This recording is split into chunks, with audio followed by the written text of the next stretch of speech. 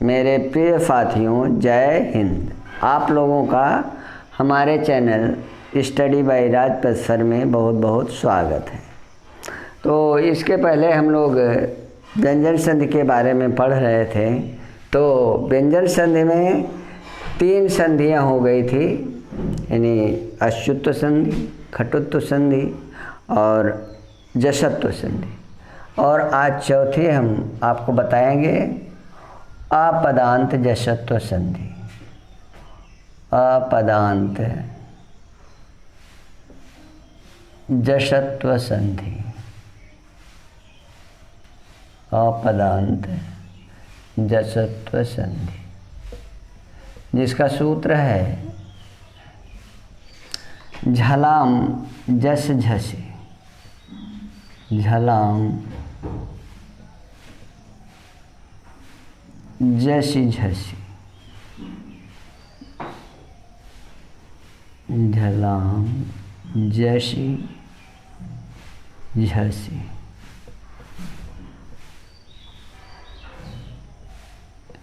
अब ये सूत्र क्या बता रहा है कि झलाम जसी झसी, यानी यदि झल प्रत्याहार के बाद, झल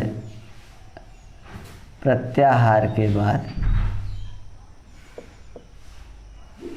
झल प्रत्याहार के बाद यानी झस प्रत्याहार आवे, झस प्रत्याहार आवे, तो इस झल के स्थान पर जस प्रत्याहार के वर्ण हो जाते, जस प्रत्याहार हो जाता है। यानी झल प्रत्याहार के बाद अगर झस प्रत्याहार के वर्ण आते हैं तो झल प्रत्याहार के वर्ण जस प्रत्याहार में बदल जाएंगे। यानी जस प्रत्याहार का मतलब वही वर का ज ब ग ड द, यानी वर का तीसरा वर्ण। और इसके पहले हम कौन सी संधि पढ़ रहे थे? जसत्व संधि। उसमें भी यही था कि झल प्रत्याहार के बाद, उसमें अंतर ये था कि झल प्रत्याहार के बाद जो है कोई स्वर या व्यंजन आता था। अब इसमें अंतर इतना है कि झल प्रत्याहार के बाद झस प्रत्याहार के वर्ण आएंगे। तो झल प्रत्याहार में हम आपको बताए थे क, च, ट, त और प। ये वर्ग थे क वर्ग, च वर्ग, ट वर्ग, त वर्ग और प वर्ग, यानी इसके वर्ण थे। यानी सबका पहला, दूसरा, तीसरा और चौथा वर्ण था। यानी 1 2 3 4। यानी इसके बाद अगर झस प्रत्याहार के वर्ण आते हैं, झस प्रत्याहार में कौन कौन से वर्ण हैं? यानी झ, भ, घ, ढ, थ। यानी इसके बाद अगर झ, भ, घ, ढ, ध, यानी ये आते हैं। तो झ आप देख रहे हैं, ये भी चौथा वर्ण है। झ अपने वर्ग का चौथा वर्ण है। भ जो है अपने वर्ण का चौथा वर्ण है। घ जो है अपने वर्ण का चौथा वर्ण है और ये भी चौथा वर्ण। यानी अगर तीसरा या चौथा वर्ण आता है, तीसरा आवे या चौथा वर्ण आता है, तो यह जो है अपने वर्ग के तीसरे वर्ण में, यानी ज ब ग ड द, ज ब ग ड द, यानी तीसरा वर्ण आता है या चौथा वर्ण आता है, तो वह जो है अपने तीसरा वर्ग का तीसरा वर्ण हो जाता है। चौथा वर्ण ये तीसरा है, देखिए ज भी है, ब भी है, ग भी है, ड भी है, द है। तो अपने वर्ग का तीसरा वर्ण, वर्ग का तीसरा वर्ण हो जाता है। उसके पहले भी वही पढ़े थे कि अगर क च ट त प वर्ग के बाद कोई स्वर या व्यंजन आता था तो वर्ग का तीसरा वर्ण। इसमें जो है, इसमें तीसरा वर्ण आवे या चौथा वर्ण आता है तब जो है अपने वर्ग का तीसरा वर्ण हो जाता है। तो नियम चाहे लिख लीजिए, इसका स्क्रीनशॉट ले लीजिए और इसके बाद नियम लिख लीजिए। इतना तो आप लोगों को समझ में आ गया होगा। तो नियम थोड़ा लिखे रहेंगे तो आपको देखने में आसान रहेगा। एक बार दो बार देखेंगे तो अपने आप समझ में आ जाएगा। तो नियम लिख लीजिए।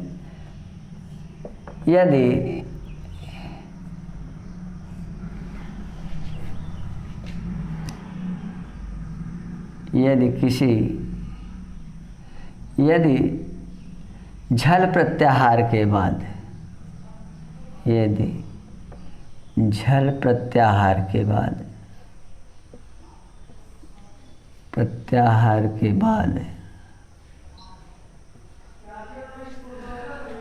झस प्रत्याहार, यानी झल के बाद झस प्रत्याहार के वर्ण आते हैं, झस प्रत्याहार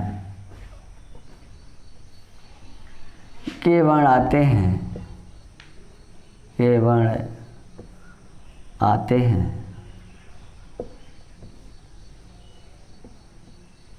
हैं तो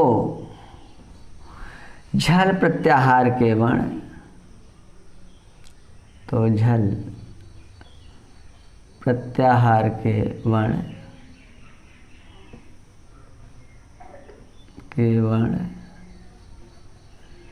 जस प्रत्याहार में बदल जाते हैं। जस प्रत्याहार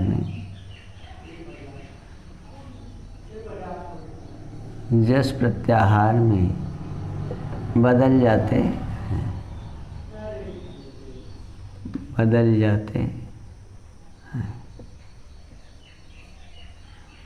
जैसे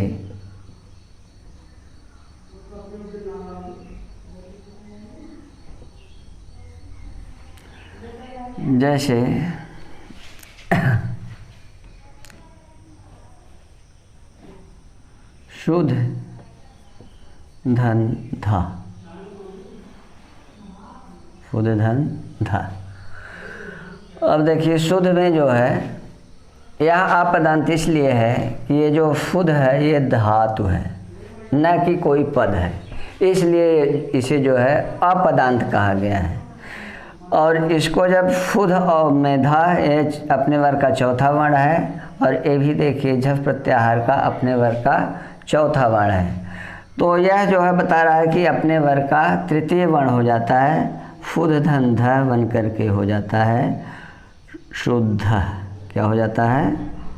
शुद्ध, यानी द हो गया और ये ध है, शुद्ध बन गया।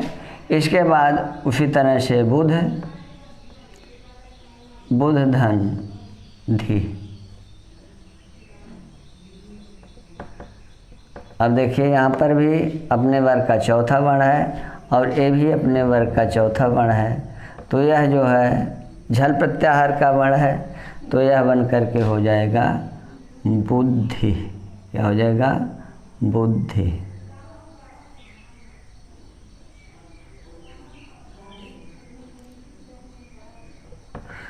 उसी तरह से जैसे बुद्धा बनाना है, यानी बुध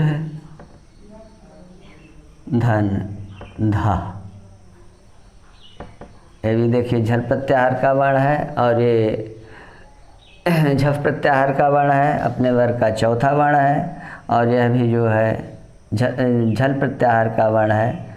तो इसके स्थान पर अपने वर्ग का तृतीय वर्ण होकर के यह बन जाएगा बुद्ध। इसी तरह से बहुत सारे उदाहरण हैं, उसको आप लोग किताब से देखेंगे। तो आज के वीडियो में बस यहीं तक, फिर अगले वीडियो में मिलते हैं। जय हिंद।